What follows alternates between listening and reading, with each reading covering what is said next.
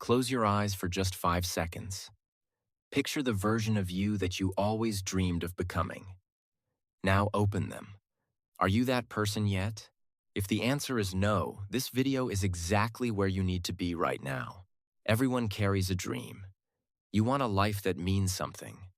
You want to wake up with purpose instead of dread. You want money that gives you freedom, not stress. You want to speak confidently, move through the world with your head high, build something that belongs to you. Maybe you want relationships that actually fill you up. Maybe you want peace in your mind. Maybe you just want to feel alive again. But here is the question I need you to sit with. What have you actually done today to move toward that life? Not what you planned, not what you thought about. What did you actually do? Are you still spending 3 hours a day on your phone watching other people's lives? Are you still postponing the same goal you postponed last month? Are you still saying I'll be serious about it next week? Still blaming circumstances? Still choosing sleep over your ambition? I want you to hear this clearly. This life is not a rehearsal. There is no second version coming. No reset button. The time you are living through right now, this exact moment, is real, permanent, and unrepeatable. In this video, I am not going to sugarcoat anything. I am not going to tell you that everything is wonderful and you just need to believe. I am going to hold up a mirror, a clear, honest mirror. And I'm going to ask you to look at the real picture, because that truth, as uncomfortable as it may feel, is the only thing powerful enough to actually change your life. You want to improve your English. You want to grow. You want to become someone stronger, smarter, more capable. Then do not just listen to this. Feel every single word. Let it reach the part of you that's been sleeping. Let it shake something loose. Because this is not just another video. This is a conversation that could shift the direction of your entire future. And if this is the kind of content you need in your life, real, deep, meaningful English learning mixed with real-life truth, then subscribe to Wisdom Loom English right now. We are here every week bringing you something that matters. Not filler, not noise. Real content that helps you grow both in the language and in life. Let's go. Chapter 1. Your time is not something you spend. It's something you are. Here is something nobody says out loud, but everyone eventually understands. You are not spending time. You are spending yourself. Every hour that passes is an hour of your life that is gone. Not paused. Not saved. Gone. We talk about time like it's a resource we manage. Like it's sitting in a bank account we can dip into whenever we feel ready. But it does not work that way. Time is moving constantly, silently, and without your permission. Right now, while you are reading these words, seconds are becoming minutes. Minutes are becoming hours. Hours are becoming days. And days are becoming years. Think about last year.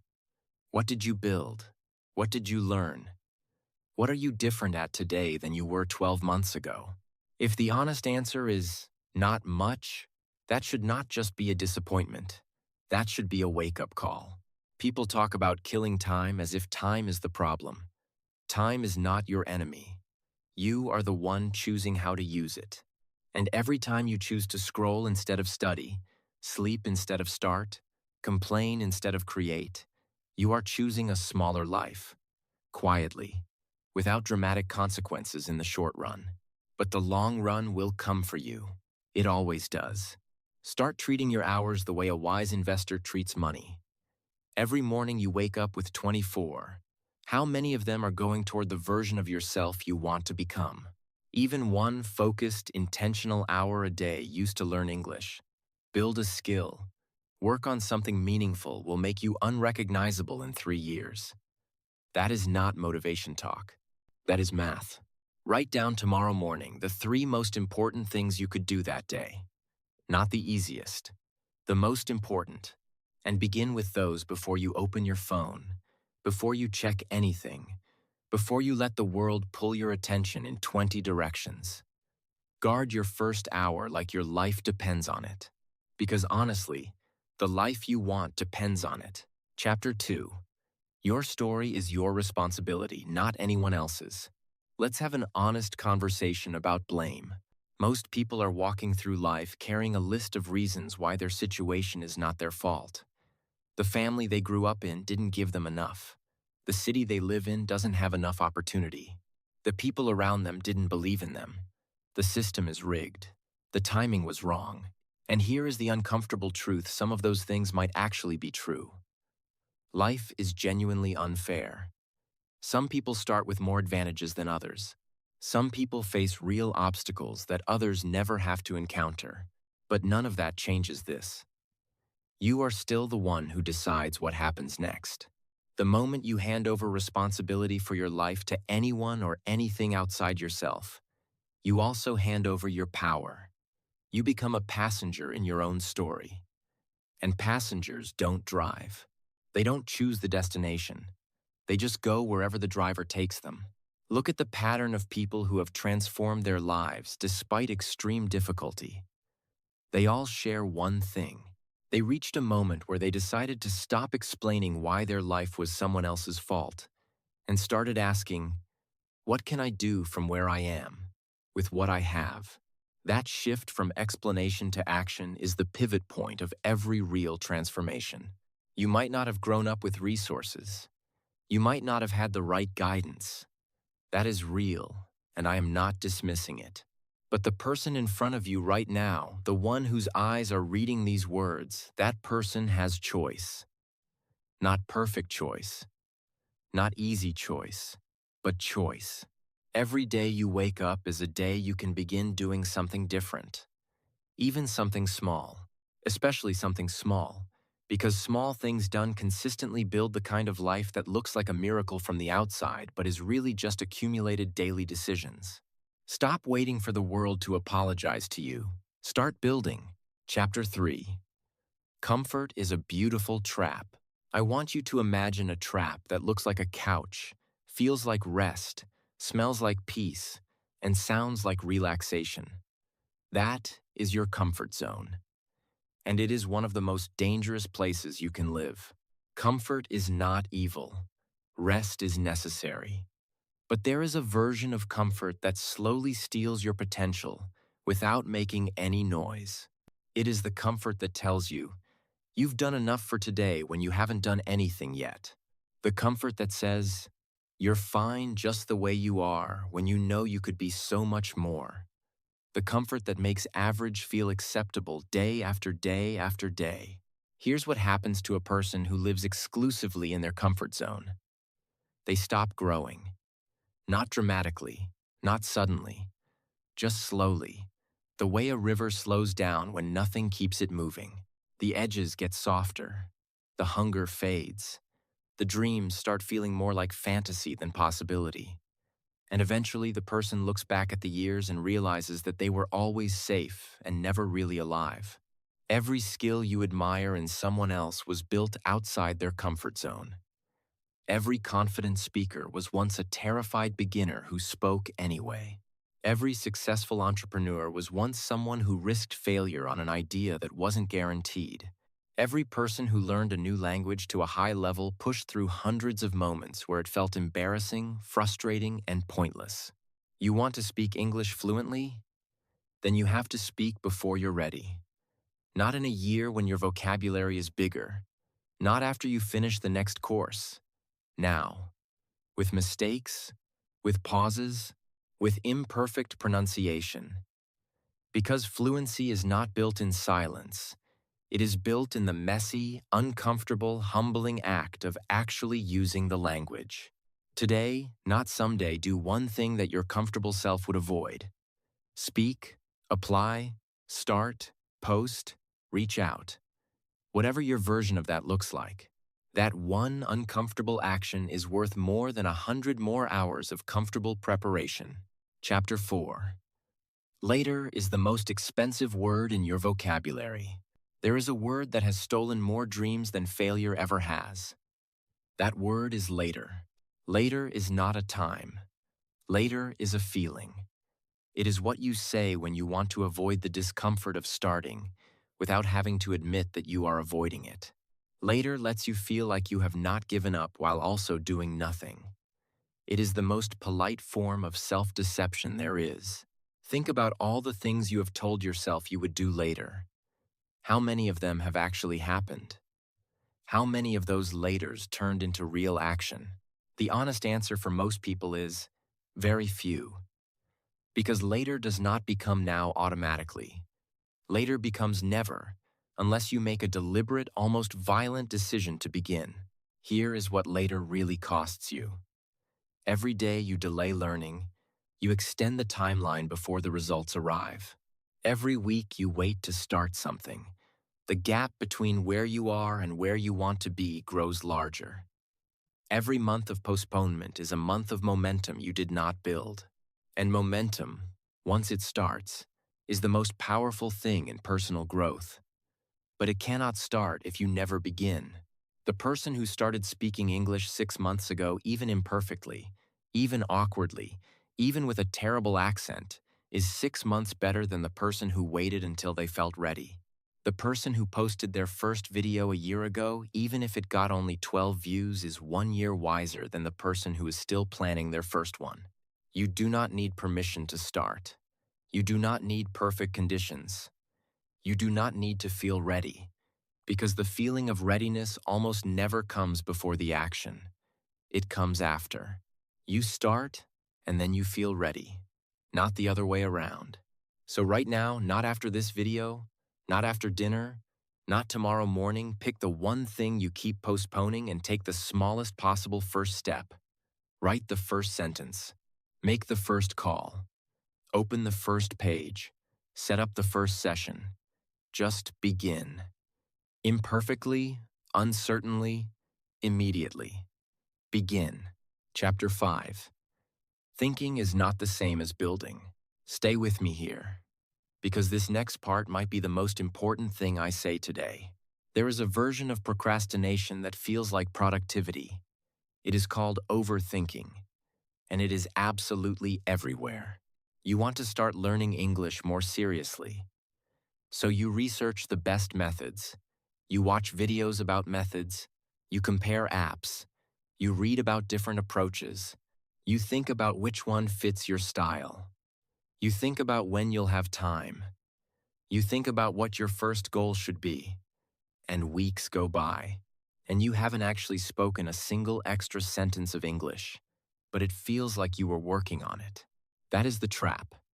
Thinking about doing something activates some of the same reward pathways in your brain as actually doing it, which means you can feel like you're making progress while standing perfectly still. The planning feels good. The thinking feels productive. But nothing has changed in reality. There is a place for planning. Think for a short time, then act for a long time, not the other way around. The ratio that most people have is completely backward. They plan endlessly and act barely at all. Then they wonder why life stays the same. A swimmer does not learn to swim by reading about swimming. A speaker does not become fluent by watching others speak. A musician does not build their ear by studying music theory in a notebook. At some point, you have to get in the water. At some point, you have to open your mouth and let the words come out, however imperfect they sound. The knowledge in your head is not power until it moves through your hands and your voice into the real world. Information becomes skill only through practice. Plans become results only through action. Ideas become reality only through movement. So whatever you have been thinking about, planning for, researching around, it's time to do less thinking and more making. Build momentum, even tiny momentum. Because once you start moving, it becomes easier to keep moving. The hardest part is always the very first step. After that, motion creates motion. Chapter 6. Become the person who does what others avoid. In every group of people, every family, every school, every workplace, every community, there is a gap between the people who talk and the people who do. Between the people who are waiting for better circumstances and the people who are building better circumstances. Between the ones who are managed by their habits and the ones who have decided to manage them. You can sit on either side of that gap. That is a choice you make every single day, sometimes dozens of times a day, in small moments that don't feel significant but absolutely are. The person on one side sleeps until they feel like getting up, checks their phone before they've done anything useful, drifts through the day reacting instead of creating, and ends each evening with a vague sense of having wasted something important. Not dramatically, just quietly, consistently. The person on the other side has decided that discipline is not punishment, it is freedom. That doing the hard thing first creates space for everything else. That what you do in the morning, before the world has a chance to fill your mind with noise, shapes the entire rest of your day. They are not superhuman.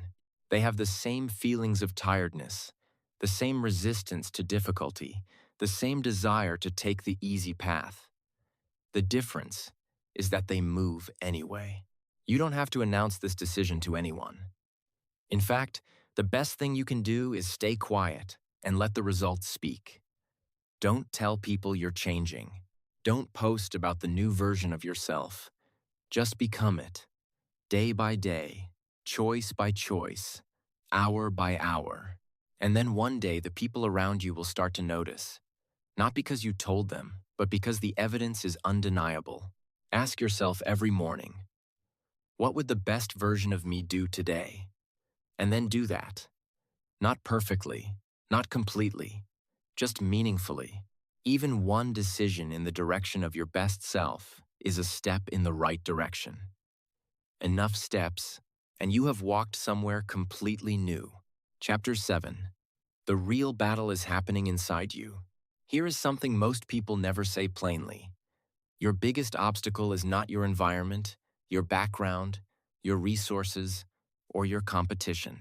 It is the version of yourself that would rather stay comfortable than grow. That version is real. It lives in you, and it is not going away. It shows up as the voice that says, "You've worked hard enough today," when you haven't really. As the thought that says, "This probably won't work anyway," when you haven't even tried. As the feeling that says, "You're different from those people who succeed," when actually the only real difference is that they kept going. You are in a constant internal negotiation between the part of you that wants to grow and the part of you that wants to stay safe. And every single day, one of them wins a little bit more ground. This is not metaphor. This is the literal daily reality of building a better life. The lazy part of you will always have arguments. It is remarkably creative when it comes to finding reasons to stop, delay, lower the bar, or quit. It will use your tiredness as a reason, your past failures as evidence, your uncertainty about the future as an excuse. And if you are not paying attention, those arguments will sound completely reasonable. But here is the thing. Reasonable arguments for staying small have kept more people stuck than any external obstacle ever has. The hungry part of you, the part that knows you are capable of more, that feels the gap between where you are and where you want to be, that gets frustrated when you waste a day, feed that part. Give it evidence that it is right. Make decisions that prove to yourself that you are serious, not for anyone else, for you. Every time you choose the harder right thing over the easier wrong one, you are voting for the version of yourself that wins. Keep voting. The count adds up.